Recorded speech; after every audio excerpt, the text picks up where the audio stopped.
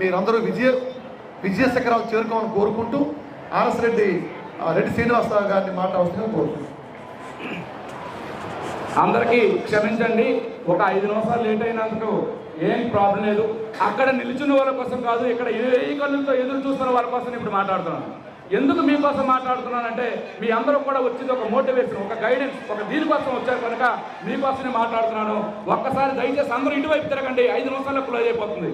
వేదిక మీద మా తల్లిదండ్రులు ఉన్నారు, ఒక్కసారి చూడండి. మా తల్లిదండ్రులు, మా అమ్మగారికి 1980లోనే ఫైలేరియా. నేను చిన్నప్పుడే మా అమ్మగారికి ఫైలేరియా, మా నాన్నగారికి క్యాన్సర్, అలాగే మా అమ్మగారికి పెరాలసిస్ వచ్చింది. ఎప్పుడూ కూడా నాకు ఉద్యోగం రాకముందు కూడా నేను అనిపించిన బాధలు అవి వర్ణానితో.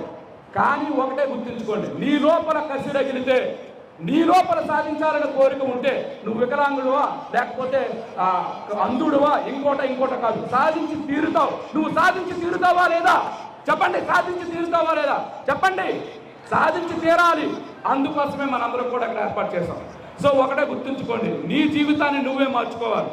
ఎవరి లోపాలు వారికే కనబడతాయి. నీ జీవిత లక్ష్యం నీదే, నీకు నువ్వు తప్ప ఇంకొకరు లేరు. సో నిన్ను నువ్వు మార్చుకోవాలి, నీ లోపాలు నీకే తెలుస్తాయి. కనుక ఒకటే మన ఫ్యాకల్టీ మిత్రులు మరియు పెద్దలు చెప్పిన మీలో ఉన్న లోపాలు, నాలో ఉన్న లోపం నేను చూశాను, నాలో ఉన్న లోపాలు నేను సవరించుకున్నాను, ముందుకు వెళ్తాను, ఖచ్చితంగా అనుకుని సాధిస్తాను. ఒకటే గుర్తుంచుకోండి, చదువుకున్న నిరుద్యోగం ఎంత ఉందో మీకు తెలుసు. ఈరోజు చెప్పాను మీకు, ఒక ఏసీ లేదా ప్లంబర్కు ఉన్న విలువ చదువుకున్న వాడికి ఉద్యోగం రాకపోతే లేదు. మరి నువ్వు ఉద్యోగం రాకపోతే నీ జీవితం ఏంటి, నీ యొక్క లక్ష్యం ఏంటి, నీ యొక్క భరోసా ఏంటి? నువ్వు ఇంటికి వెళ్తే 10 మంది అడుగుతారు, బాబు నువ్వేం చేస్తున్నావు, ఉద్యోగం వచ్చినంత వరకు నీకు పిల్లలెవరు? సో ఇటువంటి పరిస్థితుల్లో ఉన్న నువ్వు ఏం చేయాలో ఆలోచించు. ఒక్కసారి నిన్ను నువ్వు ప్రశ్నించుకో. బలమైన కోరిక లోపల ఉండాలి. ప్రతి ఒక్కరు ఏదైనా సాధించాలని లక్ష్యం లేకపోతే ఈ జీవితానికి అర్థం ఉండదు.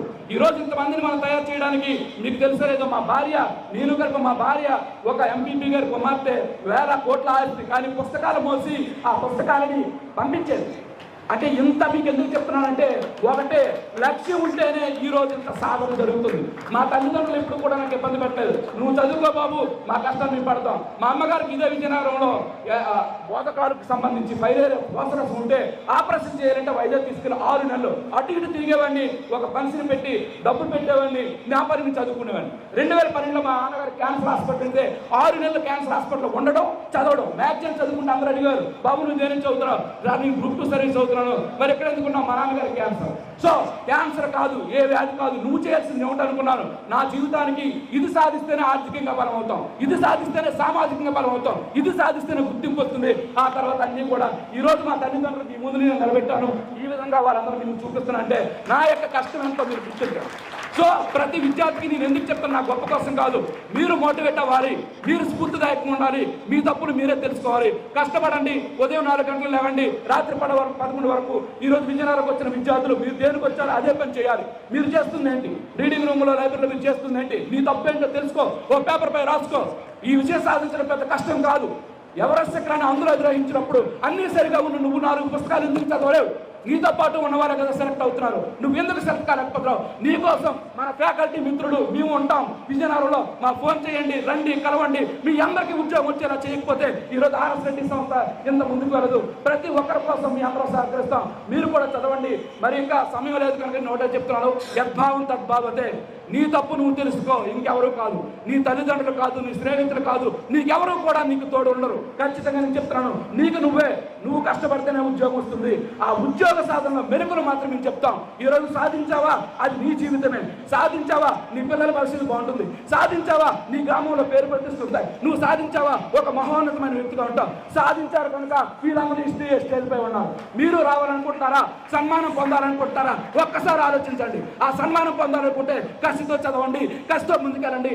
మీకంటే రెట్టింపు చాలా మంది అని మీకు చెప్పే ఉంటారు. మాకంటే 100 రెట్లు మీరు కష్టపడుతున్నారు, ఇక 1000 రెట్లు కష్టపడతాం, నిరంతరం కష్టపడతాం. ఒక ఫ్యాక్టరీగా మీ ఉద్యోగార్థులకి తయారు చేసే ఉద్దేశంతో మేము ముందుకెళ్తాం. మరి ఎలాంటి మంచి అవకాశం ఇచ్చినందుకు గౌరవ మంత్రివర్యులు, ఎమ్మెల్సీలు అందరూ వచ్చారు. వాళ్ళందరికీ ధన్యవాదాలు తెలియజేసుకుంటూ మా ఫ్యాకల్టీ మిత్రులకి, అదేవిధంగా నా తల్లిదండ్రులకి, గౌరవ మన వెరమల్ శ్రీనివాసరావు గారికి, విద్యార్థులందరికీ కూడా మరి ముగింపు ప్రసంగంలో భాగంగా అందరికీ కూడా పేరు నేను ధన్యవాదాలు చేసుకుంటాను.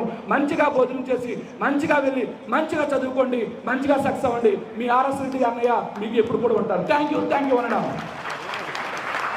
నిజంగా భగభగమంటే సూర్య భగవానుడి యొక్క కిరణాలు ఒకవైపు, మీ అందరి యొక్క మంచిని కోరుతూ గొంతు చించుకునేలా తన తల్లిదండ్రులను ఎదురుగా పెట్టి మీకోసం ఇంతలా చెబితే నిలబడి మనం కరతాళ ధ్వనులు కొట్టద్దు. స్టాండప్, అందరు నిలబడండి. భరత మాత సెగలో మనం అందరం కలిగి తురాయిలుగా మారాలి. మనం మన కోసం కాదు, దేశం కోసం జీవించాలి.